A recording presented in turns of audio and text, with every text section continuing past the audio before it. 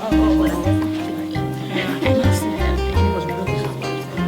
You were like, and so obviously I know you probably haven't really envisioned that. Well, this subject is such an intense subject, but it's some start trying to take the physical, thinking it's going to make some change.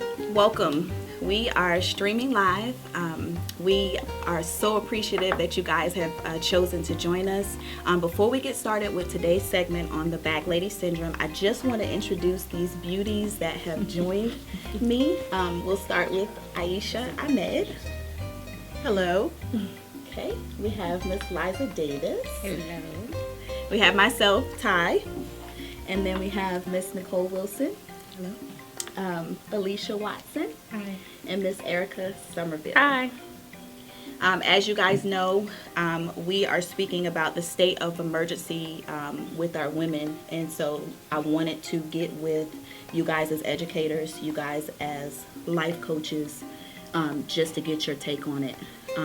You know, the Bag Lady Syndrome started back in the 70s. It was considered a state of emergency for women that were high up in business, like presidents, vice presidents, and things like that. And it describes a point of time when they've either lost their job, going through divorce, and it's sort of like a midlife crisis. Since that time, it's evolved. As you know, a lot of us come into the fold, into the things of Christ, and we have a lot of baggage. We have emotional distresses and just things that we've gone through as women. And so I just want to have an unscripted conversation just about that.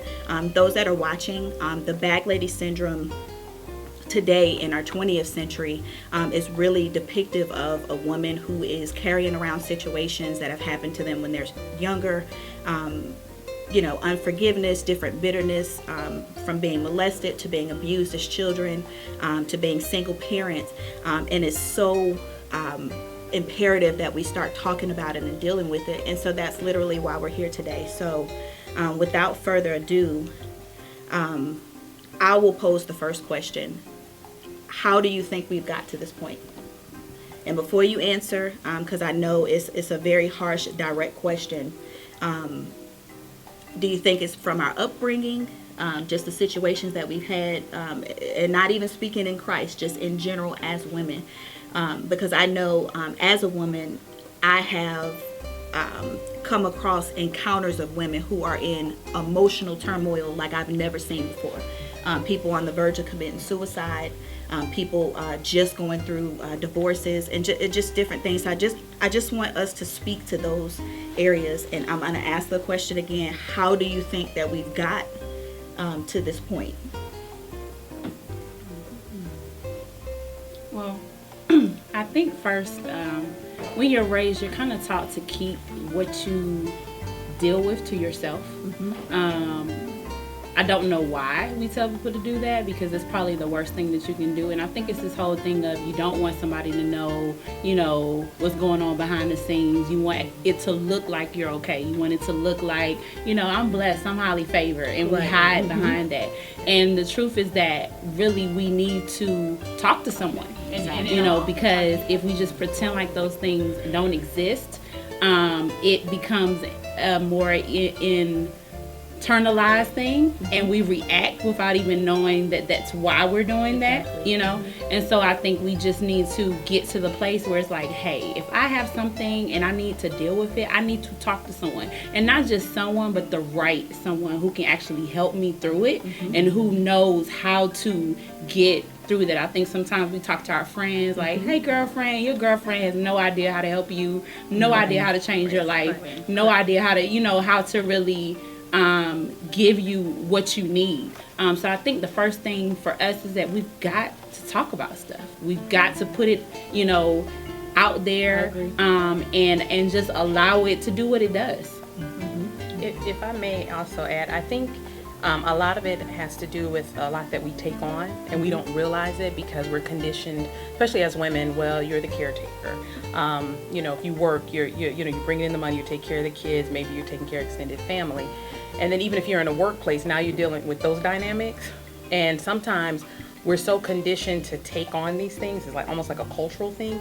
Sometimes we don't realize that when we're overwhelmed and we ignore those signs and we just think, oh, well, I'm just tired, or I just need some rest, or I just need to sit back. But even, or, just take a seat for a second. But even to take a second and realize, I'm a little overwhelmed.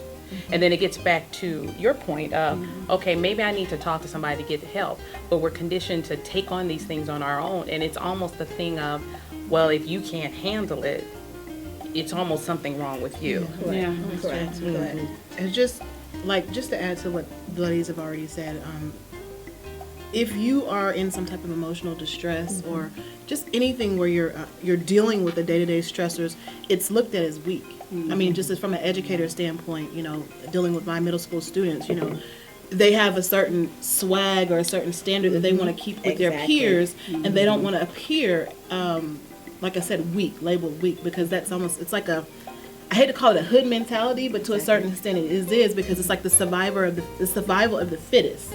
And if you're stronger, you're equipped to handle everything. And women, we bear the weight of the world on our shoulders. We're meant to bear it all. We're super women. When all reality, to be authentic and true about things, things affect us, if not more, because of our emotionality sometimes, more than anyone else. So it's important, like the ladies were saying, to be authentic and be true and be able to be transparent, because there's growth in that. And in a society, this is the other thing I wanted to say, in a society where so much emphasis is placed on the outer, how you look, what you wear, what you drive, where you live, no one takes a minute to say, what about the inner? Is it just as fabulous? Is it just as, glossy, shiny, popping, all these things as the outer? Because we know that that's more important. We are, spirit men first before we have this whole outer part. So, exactly. And you guys touched on a lot of points. I cut somebody off. You all touched on a lot of cool points. I mean, just the whole transparency and doing with the outer shell, but on the inside, if you have trash going on the inside, and I know from personal experience, I literally learned to function in dysfunction. Absolutely. I was absolutely homeless, lived in the Southern Suites in a hotel on Memorial Drive in Decatur, and literally was going to work every single day. And I made excuses why I smelled the way that I smelled and looked the way that I looked. My salary wasn't bad, but the mentality on the inside, literally, I was trucking around all of this baggage, going from job to relationship and just different things. So that transparency is like really key. And it's time for us, even as sisters, to just come together. It doesn't matter whether you're Caucasian, African American, you are a woman. And as a woman, we need to help each other. And that's literally what Free to Live is about. Just being able to share your testimony, being able to be transparent. And so I'm really, really glad and excited that we're having this session. One thing that I wanted to add just about this, just that whole state of mind, and I know that you can attest to this as an author and putting out different, works. Isn't there a system that's used to resolve matters? Like, as a child, you're taught, if you want something done, you have to maybe write it out, and then, you may have to ask for permission. There's a step or something that I feel like we're missing. Can you just sort of chime in or speak on that, like the process of improvement, just something? Well, there are many things that we can do. You can journal, you can talk to someone, but the reality is it's not going to change until you get honest with the fact that you have a problem. You can journal all day, you can talk to everybody, and you can talk and lie, because you're lying to yourself. That's exactly what I did. We have come to this place where we've gotten really, really comfortable with allowing things to be an excuse. And what's happening is it is spiraling from generation to generation, because it's just so much easier to say, well, I am where I am because this happened to me, because I was molested, because my mother died, because my dad wasn't there. It's so much easier to allow that to be an excuse to keep you where you are and the reason for where you are, versus dealing with the real issue. And really just finding yourself, or just taking your power back and knowing who you are in Christ. Until you get to that place, all of the journaling, all of the paying for the therapist, all of that is not, it's just like it's just like taking steps and you're just like going around the mountain. constantly until you get honest. You have to get honest. What's going to be your story? Is your story going to be the issue that happened, or whatever, what tragedy or mishap happened in your life, in your past, or is it going to be where you are in your present? Is your story going to dictate the rest of your life? And that's what you have to be honest with, as you just mentioned. It's not about, you can have all the journaling, all the counseling, but that's not going to get to a resolve until you deal with, what is this going to be the story? Let's deal with the root issues, and now, what's my story going to be? Am I a single parent? Is that what I want people to see me as? Am I that young lady that was sexually assaulted? Or who am I now? These are the things that happened, but is that me? That's not me. Right. So, that's yeah, you have to, what is your story? Change it. Correct. And then just to piggyback, we have the capabilities to change our story. You guys have seen that even from me sharing my testimony, from you all sharing your testimonies with me into the world in your own way. Like, we all have the capability. Like, God has given us the capability. He died for us. He gave up everything for us. And I mean, the word literally says that he died so that we could have a life worth living. And I, as a woman, it really breaks my heart whenever I see, other women and they're in that turmoil. Are you bleeding out? I just wanted to say that I think when it comes to women, we've got to be okay with knowing that there is a way out. I think part of why we get trapped is because we assume that it's always going to be that way, and we don't really believe that we can be free, because perhaps in the past you may have tried to do different things to get free or whatever, and it just seemed like it just kept on, returning. And the truth is that you can be free. Like, you have to believe that. You have to see it in your mind that I don't have to be this. For years I was that child who, I lost my mom and dad. And I'm this way because I lost my mom and dad. I buried my mother on my birthday, so yeah, that's the biggest excuse ever. But I had to get to a point where I was like, what, I don't want that to be me, and I believe that I can get free. And so when I started to share it, and folks, they started to say, oh wait, I lost my mom, I lost my dad too, and I started to see that, wait a minute, I could take this and help somebody with it. It was a change. And that's how I got free, was realizing that as much as I wanted to believe that all the bad stuff in the world had just happened to me, the reality is that bad stuff happens to everybody. Exactly. Point blank. Exactly. And it doesn't mean that you did anything. It doesn't mean that God doesn't love you. It doesn't. At the end of the day, when we make choices, our choices reflect, and they offend somebody else, regardless if that was our plan or not. Whenever you make a choice, it's going to hit somebody else. Point blank. So just because my parents made bad choices, it came down and it hurt me, doesn't mean that I have to be the sum of that. Correct. It's what changing your story. It's not who you are. Exactly. Your story. It's not who you are. I want to add to what you just said too, which I think is just powerful that you just let that rip like that. But we women, we have to be part of the solution and not part of the problem. We have to stop saying, oh, it's okay. I'm so sorry that happened to you. Get honest, brutally. I mean, in love. Like sweet lips. Sweet lips. We have many a conversation. It's just raw. But I think that that's so needed right now, because women are so used to the coddling. Yeah. We're not children. We're not little girls anymore. We are grown women with kids and careers and businesses. It's just time out for it. Like, stop it, all the pity partying. Like, just cut it out. When you're talking to one of your friends and they're like, oh, woe is me. Yeah, I'm going to need you to get over it. Correct. Sorry. I'm going to need you to walk in your power, because you're a powerful woman. And I see that in you, and I need you to see it. It's just... I'm going to need you to be honest. Yeah. I'm going to need you to get honest with yourself. Yeah. Let's pause and because we all go through things, and we sometimes we do need to have that shoulder where we could cry, cuddle up with, for a minute. And I'm going to let you do that for a minute. But then after that, it's time. Okay, now let's deal with some truths here. Yes. Because there's some things that you need to face. Yes. I do it all the time. I have to do it with myself, because I can't, if I don't stand in my truth, how can I help someone else? How can I? I have nothing to give if I don't first recognize what's going on. What's going on with you, Aisha? You know, let me stop looking out that way. Let me look right here. Let's right here and deal with what's going on here. Because if I'm offended, if I'm upset and angry, those are all dealing with me, myself. Yes. Yes. Okay, why? Right. Why is that? Right. Let's deal with those truths.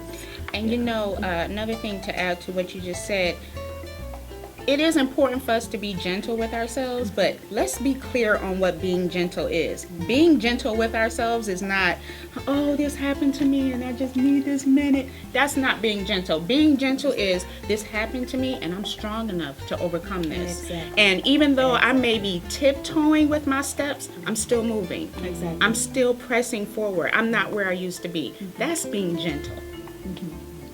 And then we have to, you guys have raised so many valid points.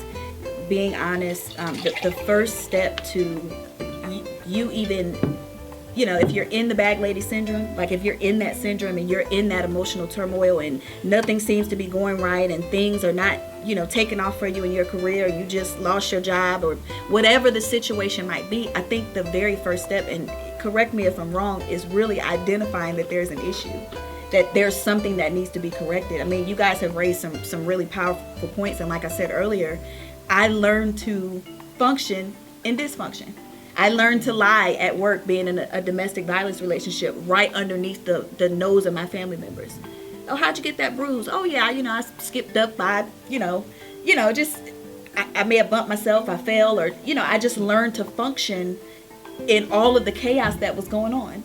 I learned to come to work with those bruises, put on makeup, just different things. And it's so imperative with that first step to coming undone with yourself and knowing that you have the ability to change. So those are the two things, the two main things. I think, number one, to identify that there's an issue somewhere. And then the second thing is to just start being honest, I guess, and knowing that we all have power as women. Man. Can I just add to that? I wanted to say, when it comes to mess, and when it comes to I have all this weight, we have to take accountability for our choices. Because what we have a habit of doing is, I did this because this and this happened. No, the reality is you chose that. Now, you may not have had wisdom at the time. You may not have known what was right to do, but you chose that. And so at that moment, you have to take accountability for what you did. I am in this situation. I have these children. I'm in this debt. I'm at this place because I have chose to be at this place. And then from that point, then you can seek out help, because now you realize it's nobody else's fault. Yes, you may have had to deal with some stuff, or some things may have took place in your life that you could not control. But when you know the word of God gives you a choice regardless, point blank. Always good stuff, out. bad stuff, he gives you a choice. And the first step to change is taking accountability. So instead of saying I have all these bags, I don't know why I'm carrying this, I don't know why I'm sad, you know why you sad, you know why you depressed, you never healed from this, you never healed from that, you were never able to really get free from this over here. But at the end of the day, you are where you are because you chose to be where you are. And when you take that, and you allow God and you allow help to come in, then you can get free, because you've taken the part of, okay, yeah, I'm here because of this. Now, what can I do to be free from this place? What help do I need to evolve from this place now? Exactly. Some women don't recognize. That's what I was So let's do this. Let's do this, because that branches into another point. We'll pause right there, recollect ourselves. Ladies, we definitely appreciate you guys tuning in for this first segment. Powerful. Just absolutely powerful. If you're just tuning in, we are talking about the bag lady syndrome. Bag lady syndrome with all of the emotional baggage. We've talked about some different testimonies. We've talked about some ways. The bigger thing is about God being able to heal you in those areas, but you've got to relinquish the control and take accountability. You can follow us if you're interested in learning more about it. We'll be having several sessions in the coming weeks. We're at www.freetolivetestimonymonologues.com. You can also follow us on facebook.com/testimony monologues. We're also on YouTube. We are Free to Live TV. And that's all we have for you guys today. We certainly appreciate our guests, and we hope that you would tune in again. See you soon.